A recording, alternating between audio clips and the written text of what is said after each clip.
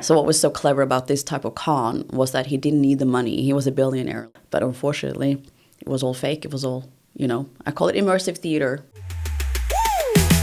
Yeah, funk it up, listen close to the knowledge that we're about to dose. Ooh, yeah. Face matters, ain't no joke. It's the podcast with a biometric poke. Welcome to another episode of the podcast Face Matters, a podcast about technology, biometry, and the prevention of fraud. And today we have a really fine guest, Cecilie Fjellhøy. A lot of people know you as the main character in the Netflix movie The Tinder Swindler, but you have also done some other things. Yes. Welcome. And we have Brage Strand, as usual, from Mobile. Yeah, thank you. I'm gonna dig right into it, Cecilie. Could you talk a bit about yourselves and kind of like supplement the intro from Ståle?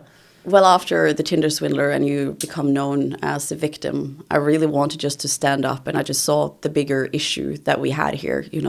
I got so many people writing me messages all over the world that were struggling with the same thing as mine, and most of them are online.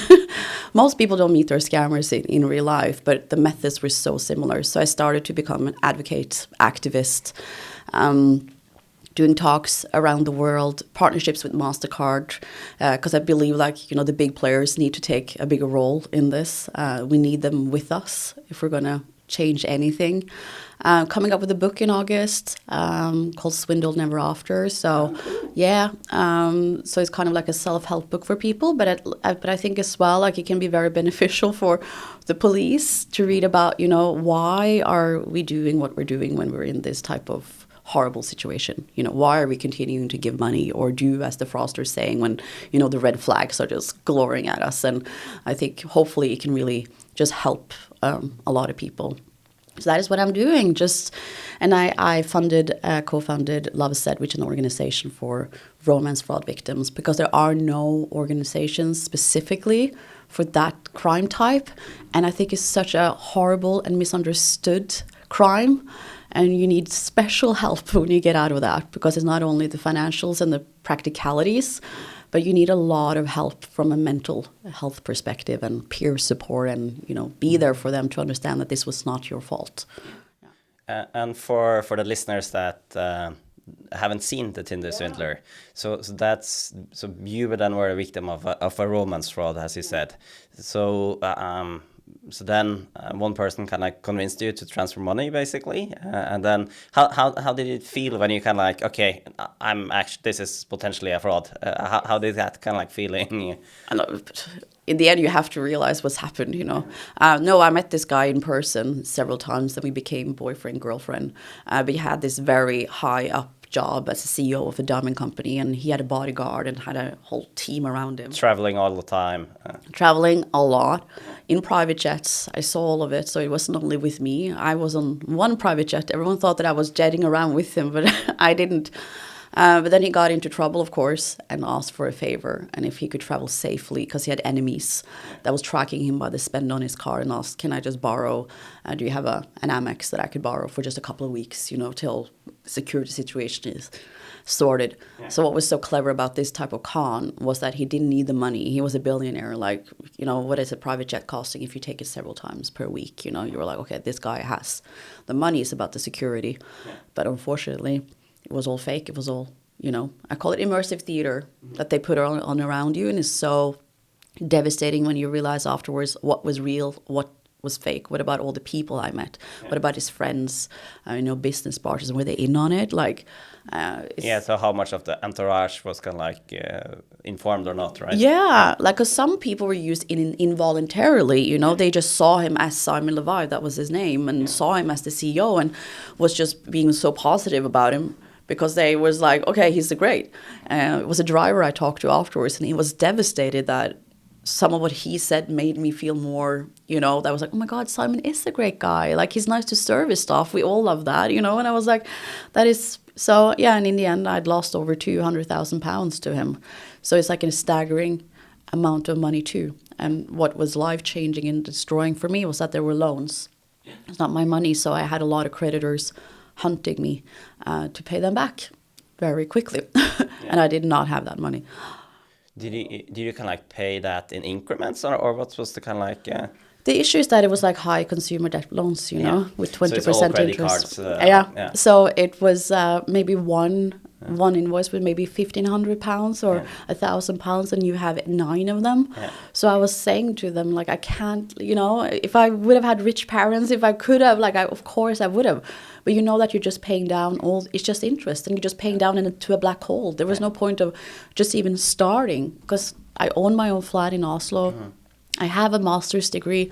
I don't want to defend myself in the sense that I'm not a stupid person.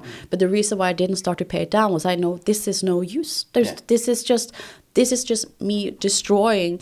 Oh no, I couldn't even, you know, like that. Yeah. Like, how much money did I make? You know what I mean? Like, just... Yeah, not possible. There's really. Not possible. Yeah. I was part of Luksusfellen, you know, and it was really nice when Hallgeir said, like, yeah, this is a debt that you can pay down, because everyone told me, pay down your debt, start paying down your debt. And it's like, it's just not feasible. And the issue when you have debt, all the banks are just looking at their debt in isolation. So all of the banks were just like, oh my God, debt collectors. Forliksrådet, like, let's go get her. Yeah. Or like, well, get her, you know, to foreclosure on her apartment. Because they only care about themselves, like that, we all do. So that wouldn't help me in the bigger picture, you know. Well, you can pay down hours for this 50K. And I was like, yes, I can. But I have all these others, so it doesn't matter. So it was just as a fraud victim, when you have that kind of, what is your life? How are you going to fix this? And you're in such a pressured situation, so you don't think clearly. Yeah. Not at all. No, I can imagine the feeling of betrayal must be kind of like overwhelming, also from the kind of like you're a swindler, basically. It's mind-blowing, the evilness of this crime, you know. They get you to fall in love with them and trust them wholeheartedly to just take your money, like everything's fake.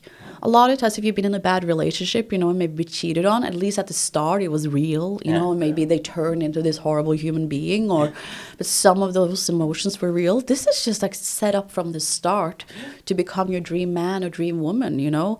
The future faking, you know, trying to say, oh, we're going to get married and have kids. And this individual went after women who were in those years where we really want to find someone. Yeah. He went after the 29, 30-year-olds. And I know that he did that because, as well, a lot of us have funds.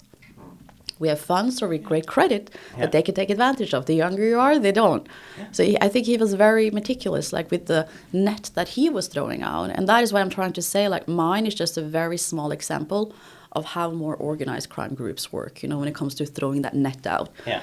Like, Samlevi went on plenty of dates with women, but he picked out those that he could see that, okay, I have potential. I could read this individual. I can read his. Like, she falls in love very easily, which is not a crime. Yeah. I fall in love super easily. All my previous relationships has been so great, and we become boyfriend girlfriend in 3 weeks.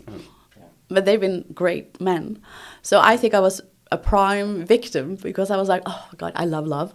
And I love bombed him back. And I was like, oh my God, this is amazing. Finally, I found someone who loves me just as quickly as I love them. You know, this is, how lucky am I, you know? Yeah. And of course, his lifestyle and everything, I was like, my God, what a life, you know, I'll be able to travel around. Maybe I can be a freelancer in UX, you know, I was just envisioning, you know, my God, just moved to London, you know, this is great, you know, this is such a great guy. Yeah. So the betrayal there is like, knowing that he went on dates, slept with others. I felt that he had cheated on me when I got to know the amounts of women that he'd been with while I was, you know, fighting for him. You know, it's devastating. And then really, you also had the capacity to bring in money from him, kind of like working as a high-end consultant, being in that age group, right? Having access to capital. Yep. So I find that, how did you kind of connect? Was it Tinder, I assume? Yeah. It was on Tinder. That was his kind of hunting ground, which a lot of scammers are, or they're using all the dating apps. So I think what's different with Simon was that he was the person that you met. He was not a catfish, so you could actually meet him in person. And no one had told me that this type of fraud existed. And that's why I'm so keen on, like, we need to get all these new fraud trends out quickly into society, so at least people know about them. After I've been defrauded, I Googled private jet fraud. Because I was like, am I missed something here? Is this anything? Are fraudsters on private jets now? How is that even possible? So, and I guess a lot of these other victims that you connected with, I guess many of those never met their fraudster, and it's only kind of like online interactions. So is that your, is it majority is only online, or what would you kind of like feel about that? No, the big scammers are, they take out a big net, and that's where they are, that's where they're hunting. Yeah, and then they have a group that they really groom, basically. Yeah, that is correct. It's such the right word to say. They groom them properly, ask tons of questions. Sometimes online they get in other people as well. Like if you get a friend request on Facebook maybe, and you're a person that just adds people, you start talking to them. Then we'll then get a lot of information about your likes, dislikes, how you are. And then you get a friend request from a second person. Those know each other, and they've then given all this information to the second person so they can pretend to be your dream man. So they will then say, oh, I love Harry Potter. And then you're like, oh my God, that's my dream man. It's horrible. So they're creating this where you feel like this is my soulmate, you know, and that is why I'm so interested in, because even though I met him in person, I didn't meet him a lot. And that's what he said, and I totally agree with him. No, I did meet you a lot, but we had contact every single day. So I really feel for them, because most of our relationships were built on video calls, you know, texting, and of course the pressure too of getting the money, or when the card was blocked, was over messages. All the pressure I felt was through my phone. And why did I feel such pressure or just love? Why didn't I just block him? Why did I feel so much? This was not a threat that was directly at me, and I'm so interested and fascinated with it. So I want to do more research like cyber psychology, because still to this day, I have a bit like that people, you know, fall in love online and can love someone they never met. But for me, I was almost in that position. It's not that we were making dinners every day and, you know, I had him, you know, in my bed every night. So that is like, he had all the opportunities to have several people. And I guess he uses these kind of, as you said, tricks to build credibility that he has a problem. You're helping him. And then I think you're getting invested, right? And then you're kind of like shifting the focus from actually, okay, is this a fraud thing? And should I be vigilant to, okay, I need to help, right? Yeah, because if you're in a relationship with someone, and that's what I'm trying to say, you really believe that this is your boyfriend or girlfriend. And a lot of the times, they've been testing you beforehand. They're testing for compliance very early. Are you a person that will maybe come up in half an hour later? Will you do as I say? Not even with money. So they see already, are you kind of, not like that, but a pushover? And I can be a pushover if I really like someone. So there were several times we were going to meet up where he couldn't come at 4, but he came at 9. And I was like, no, it's fine. And he could see that you were that kind of person. Yeah. And it's as well, kind of like testing you.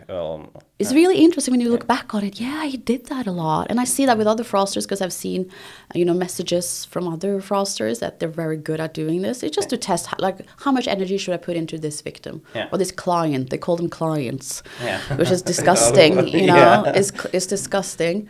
And as well, like, you feel that they've done so much for you from an emotional standpoint. For example, he took me on trips, like he helped me out, he was there.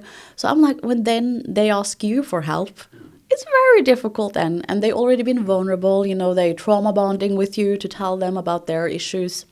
So you really feel, oh my God, this is a hurt soul that I need to help. And he had told me how his friends had, you know, turned their backs on him, and he was the black sheep of the family. You know, I was like, it just, everything was set up. Because it's not that you go around and thinking, oh my God, he's a black sheep, I need to help him. But you really feel that deep down inside that, you know, like, he's vulnerable. He's a nice guy, and he just needs a break. He needs to find someone that just wants him for who he is. And I was like, I can be that, you know. But he was, and then you realize, no, it was never real. So I'm still hurting over the good parts of the relationship. When I go back and read those messages, it's heartbreaking for me, because I was so in love, and I'm so innocent and naive, and, you know, like, it's wonderful to read those messages from the standpoint that, oh my God, you are so in love, and you're just so happy, and you feel so lucky. And it's just, it gives shivers down your spine knowing that rubbing their hands together. But with your experience, most people that look nice are nice. So, in hindsight, how would someone in your position kind of see the difference? Do you? Or is it possible, really? Yeah, I mean, are we now destroying love, or are there some signals or something that, in your experience now, that differs between the scam and the real thing? I think that's what's so sad about it. A lot of the times, you know, you don't see it until it's too late. You don't see it, but people from the outside see it. So I think it's super important that you talk to your friends and family about who you're meeting online, who you're talking to. I think I was vulnerable in the sense that I just moved to London. Yeah. Didn't have my family who could see me every weekend and could really, are you okay? Because I think you could see it on me physically that I was not doing so well. And, you know, you're thinking a lot and you're worried. Because then the debtors kind of like starting to kick in and already, right? Yeah. Well, I knew like the debt didn't feel like mine. It was just, can't understand it. The debt didn't feel like mine. I was just taking up his emergency. We just need to do this just to, you know what I mean? It feels, and they're making you do the undoing to yourself, you know? So you're the one taking up all the loans. And of course, to get all of those loans, I kind of, in the loan applications, I said I didn't have any other loans than my student loan, you know? So after a while, you lie there and I said, well, it was crisis, you know? It's just horrible, the situation they put you in. And you don't see it at the time. And I don't recognize myself in those messages at that time when I was going through all of this. I don't know who she is. She is totally brainwashed. I even sent a complaint email to Amex when they blocked my card. When they said, we know you're not using your card. And I was like, no, I am, you know, as I even, and I sent a complaint email saying like, I don't know if I want to be a customer with you anymore. It's just like, do you understand? Didn't have to do that. Simon didn't ask me to send that complaint email. It was me as a girlfriend that was very upset with them. And I'm trying to make that such psychological manipulation known, you know, that we're not ourselves. So when we, you know, approve the transfers, it's not us. And I understand that's super difficult for banks to know, but that is the truth. Can't say it any other way, you know. And I think that's psychological manipulation. That's a really interesting subject. So I don't know. When we look at kind of like fraudsters in mobile, we see increasingly more professional fraudsters. And as you say, some in Simon's team is probably with him, collaborating, kind of like executing on this. Other is basically manipulating. But I don't know, have you reflected any on the trends in, say, AI, deepfakes, how that would kind of like enable someone like Simon? Because I can imagine this interaction like this is getting even harder and even easier for fraudsters to do. Like up until now, they just had to rely on still images. They couldn't video call, and all of us have heard, you've seen the awareness campaigns. If they can't video call, it's the scammer. And I'm like, those awareness campaigns, put them in the trash, you know? Yeah. That is almost more harmful now to say that. So for me, it's devastating, both when we know about, they have scripts, you know, they have what should you answer when, now we have ChatGPT that can come up with amazing conversations. They can remember stuff, so they can have a lot of different, you know, clients and, you know, remember and have all of that saved up, and they can sound, you know, so much better than what they do today. Yeah, and they can create videos of Simon, actually having Simon say something with short, kind of like, without Simon even participating, right? Yeah. Like, and they're becoming so real. Like the AI voices, they can, you know, clone our voices, they can call our parents. It's like, it's going to be dangerous, because until now, you can see a bit that they're but they're getting better and better, and they can move more and more. A lot of the videos were like they had to sit really still. Yeah. And now it's becoming, you know, and that is like when we're just at the start. And I think that is what I'm scared for, more of the organized crime groups. And we know that they're already using it. I have that in my presentations, where they're training each other. They have training groups. They're helping each other out. And, they're showing it to each other, how to scam others. We even have videos where they're actively scamming someone, with deepfakes. And it's just heartbreaking. You just want to go through the screen and, it's devastating. And you can see that these people are maybe not as digital literate as we are. I think that is so important to remember, that not all of them, you can see that they have bad hearing, so they sit a bit, maybe they have bad connections, so it's already a bit, how easy it's for people to see then as well. So, it will be super scary, and the fraudsters will use all tactics. Yeah. They don't have any regulations, or they don't need to follow any privacy laws. They can do whatever they want as quick as they want.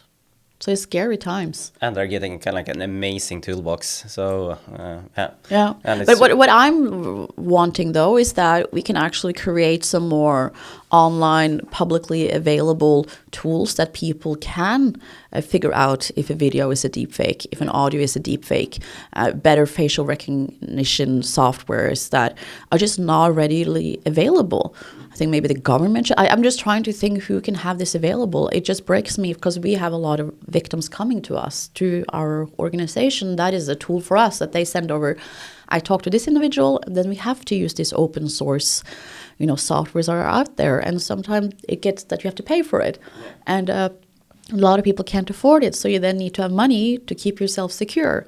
And maybe the main issue is that, because these social media companies and dating apps companies are not doing it. So we need to do it because they're not using the better software to detect.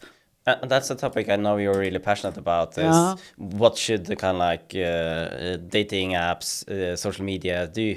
And one other thing that we work with a lot is ensuring that the right person is actually doing something, and that's a major challenge, right? If I have 10 different accounts claiming to be different persons, or I have someone posing as me basically to scale up a fraud setup, so it's not necessarily Simon doing everything, but he has other people helping, right?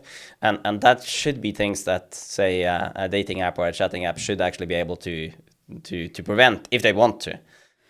And if they want to, and I think the issue here is that they get revenue based on active users. I think a lot of scammers as well pay for premium features. I think so they can travel around the world easily, try out different regions. And what do we have to work against then, when they'll lose money if they start taking them down? And they might say they're not making any money off of this, the scammers being on their platforms, but come on, it is the truth.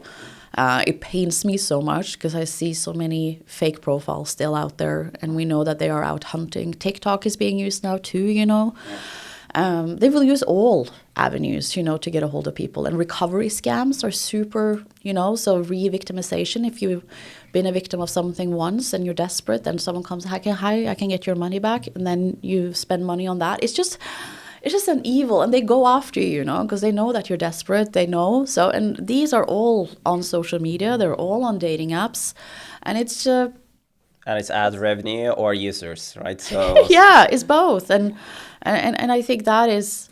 It's for me. I think it was in Norway where there was a woman who had been talking about this man that she had met.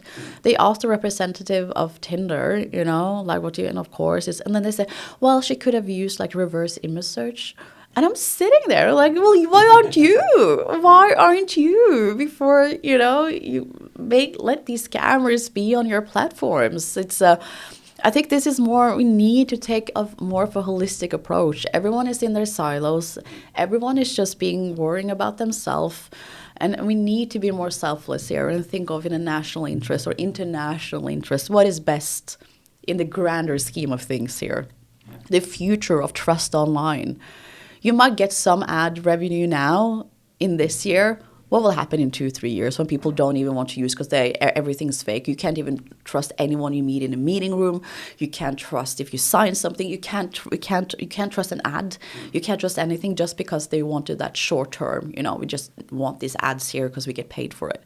That is my worry.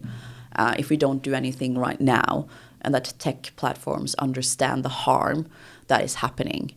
Mark Zuckerberg was in the Congress, I don't know how many years ago now, but had to face, victims of sextortion and their families who killed themselves. And so they know about the issue. It's not Yeah, and you could say these companies, they spend like billions of dollars researching self-driving cars and whatnot.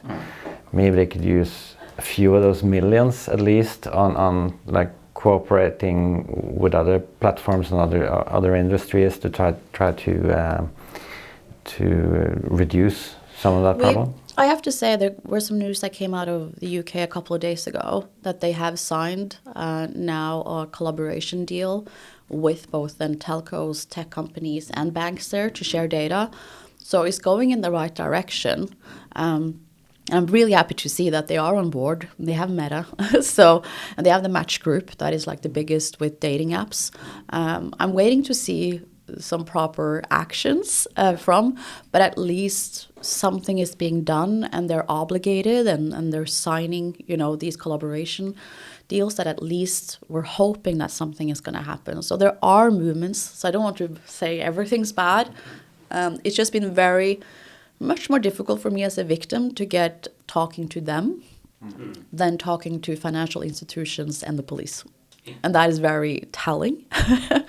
That I think the financial institutions and the police understand the severity of the issue because they have to talk to the victims. The banks talk to the victims. They're trying to make us understand that you're being defrauded and we just refuse to understand. And the police, of course, well, the tech companies, they've been barred. They don't need to. It didn't happen on our platforms. We don't have any say in this. And I was like, I think that is why we're seeing the rise of fraud. That's why we're in this situation in Norway now, finally being labeled as a societal issue. Mm-hmm. I've known this for years, but I'm, welcome after Økokrim and everyone else. I saw this like when you get a barrage of victims coming to you, talking about the devastation, something's off here. Because how many people have you thought about, I'm going to write a message about this? Like, I know that there's a lot of dark numbers here. Yeah, and we've heard about your story. Yeah. But we're not talking about this on a daily basis. No. We don't hear about the other victims probably. No. How can we do more to create attention around this problem?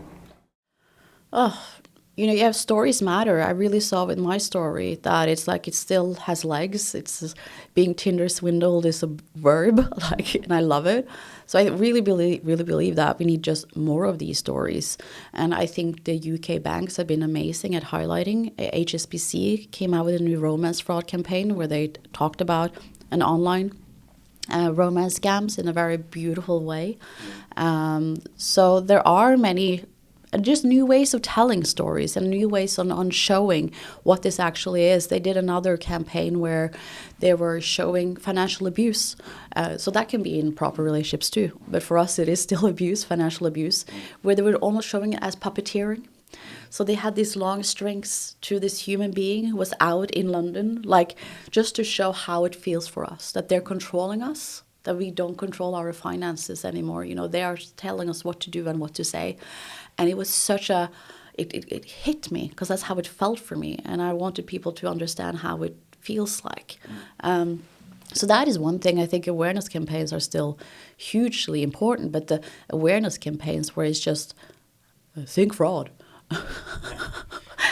For romance fraud, that's not going to help. I think for phishing, check if a website doesn't look legit, don't press links, of course.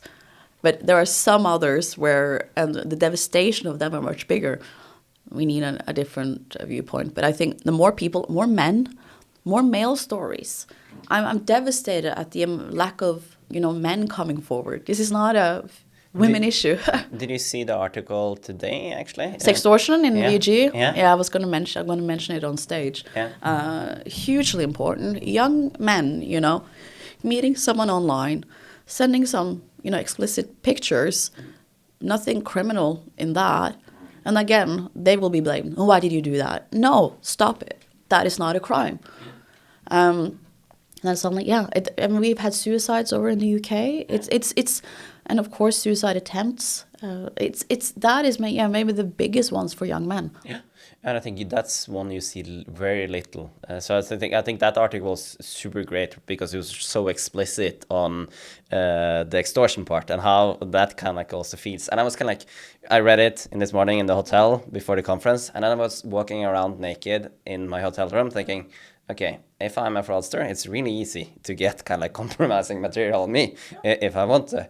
And then, and then in an online setting, you can actually scale that. It's a bit harder to do it in a hotel room, right? Because then you need to install stuff. But I was extorted too in this case, by the way. Yeah. It was insanity. It was just around in 2019 where so much was going down. And in May, I went public in VG, in February 2019. In May, I get like from a crypted email, "Hi Cecilia, Shimon took pictures of you. He drugged you down." And I was like, first my heart just sank. So I was like, can that be true? I went back in time, like, of course it could have, but I was like, no, he didn't do that. And I think how evil that is. That it looked at people gone forward and then send them an email. Of course, it was crypto. Send 1 Bitcoin to this address, if not. And then I didn't respond. Sent it to the police, and then they tried one more time. But like, I think that is as well is much more normal than we ever think. Because I think everyone has maybe, I don't know, taken a nude. I don't know, like... Okay, edit that. Oh my God. What I mean is, like, I think it's not something that you talk to your parents about. It's not something that you would want to go to your parents and say, "Hi, I met this woman online or man online. I sent a nude photograph and now can you imagine? It's not only the money issue, but that you actually, it's... And I think, like, from the article today, these 13-year-old boys, right? So it's super easy to send a nude in that context. That is what I was like thinking. So... But that's probably something that parents should think about, that you talk to your kids about. That if something happens, I mean, if you screw up, come talk to us. It's so important. Yeah. And then, of course, go and report to the police, because I think the dark numbers here is kind of evading the huge issue here. We don't have enough numbers. We don't have enough money lost to this because, it's not being recorded. Or like the scale of sextortion, how many is this happening to? How much money did get sent, to these criminal networks? It's just terrible. Like, that is how we have to view it. And that is how I sometimes say, even if you think still fraud victims are naive and stupid, first of all, that is not a crime to be naive and stupid. And think about it in the bigger sense that we don't want criminals to get a hold of this money and fund terrorism and human trafficking and drug trafficking. That is how I'm trying to. I spoke to the students yesterday and I was like, if you still think stupid, Cecilia, think about it like this. It's just not good. We need to stop it. And one thing I'm a bit curious your interaction with law enforcement as well. You talked a bit about bank earlier because I think in the start they were suspecting you to be in on it, right? So that must be feeling awful. It's the Norwegian just dropped it in 3 weeks, and I had a conversation with them, and I just think again. No, they said it was like a lawyer that was looking into it, and I said to him on the phone, like, how you're talking to me, you're going to drop this. And I just wanted a more collaborative effort, that he was here in Norway, he was in Oslo. What passport did he use? What private jet did he use? Just do those simple, talk to Hotel Continental, talk to the Thief Hotel he was at, help your fellow colleagues in other countries. Anyways, but in the UK, because the Amex card was the UK one, and he had employed me at his company. So I had sent in those documentation of employment, and those were fake. So when the police got those documents from Amex, they were like, these are not real, these are not LLD Diamonds. He didn't work for that company. Where's Cecilia in on it? My issue was that instead of then, going to me, having me come in as a witness, talk it out, get my WhatsApp with them, they went the way that they went to the Crown Protection Service. And in the UK, those are the ones who look over the case and then decides what the police should do. And from that point of view, with the evidence they did have, they said, well, you need to get we see Cecilia as a suspect here and you need to get the evidence from her. But that took almost a year. And for me, I was like so angry. I was like, I went to you guys in May 2018. You come barging into my flat in April 2019, almost a year later, with a warrant for my phone. And how I got to know was that they were at my old address. I had moved houses because I was supposed to go in for questioning, didn't hear anything. So kind of silence for me makes me really anxious. I hate silence. Silence means bad stuff is going to come up. It was the same right before the banks took me to court as well. It was complete silence from them. And I was like, and all the stuff, bad stuff was happening. But they came barging in with a warrant for my phone. And I can't even explain the feeling. And they had body cameras on them. And I was like banging my head on the, because I was like, this can't be happening, you know? Why? First of all, if I was a fraudster, why the fuck would I go to the police? Why the fuck would I go to the police if I was a fraudster? Think about this. And second, if I was a fraudster, why would I fucking keep the evidence of the fraud then? I would have thrown the phone out. You are very bad at your job. You know, this is just so unbelievable, horrible to me. And then they took my phone, and think about if someone takes your phone, you have no, I couldn't call my mom, couldn't call anyone. And still in London. Still in London. Yeah. So they drove me to my therapist because I was going to therapy that day, so that was amazing. So when they took off their body cameras, that's when they changed and says, Cecilia, we know who the bad guy is, we just need to do it this way. Yeah, traumatize a fucking individual just because. It's just like, you can't do that. So I had to go into questioning as a suspect, as a criminal, where they were then handing, you know, the documents. Do you remember this? And to be fair, I didn't even read them. It's horrible, I know, but I didn't even read the documents that I sent in. So I had no idea anything. And after that, I was like, well, it has to be quick. They have the WhatsApp. Everything's there. You know, you can see my desperation. You can see I wasn't in on, we didn't meet up and decide to defraud Amex together. It took over a year. And that's when he calls me after over a year. And you can hear, and I started then to record the phone conversations because you learn a lot. And he just, you could hear how desperate and how sad I was. I was so scared of being indicted. Like my voice was shaking. I was so fucking scared that every single day opening up my mailbox, so scared of having a thick envelope, you know, from Ministry of Justice that they indicted me. I was shit scared for over a year, calling my lawyer. How have they, you know? And that's when they said, well, we're dropping your case against Simon and we're dropping the case against you. So I was never viewed as a victim. I never got the, you know, the resources or the compassion for a victim. Because when they dropped the case against me, they dropped my case against Simon too. But they uphold a company fraud that he did that's still active. Because they said that was a far more serious fraud because of the financials. So he will get more years for that than the devastation he did too. And that is just how the law works. And he said that they had hoped to get to him by going after me. I have no idea how that will work either, but I'm happy I have the recording because I was in a daze. After he said that we drop, I was like, I could hear how happy I was. And afterwards, I was like, you shouldn't be happy. This is. So I made a complaint against them and I got an apology in a sense that they needed to go down that route when they first did it. But later, they didn't know enough about romance fraud, and they would not have done the same thing today. No. So that is all I wanted, because I was like, that. My issue was not that they had to look into me. Totally agree. There are people, you know, but it was the way and the time here that I was like, this is just not. Get the evidence from me. How can you make a case against me if you haven't had all the evidence? That is what I was like. Yeah. For that. And I can't wait to read your book because I can imagine kind of like the PSDT growing during that year, right? Waiting on, okay, what is happening now?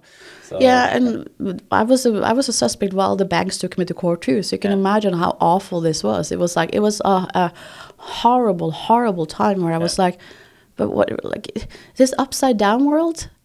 Bakvendtland. And that's how I was feeling. Like, how is this happening? You know, and that is when it was really important for me to find people in Norway and in the UK, in the academia, who had been seeing the unjust that has happened and how we were treating victims and how we were speaking about the crime. And that it was what kept me going was to find others, like talking to Juspus, talking to Jurk, talk to Forbrukerrådet in Norway, like that, who are really, you know, working with fraud victims on the ground and could see the devastation it's been, and they were so sad that they couldn't help more, and that they're the only place that you can get help, because this is civil.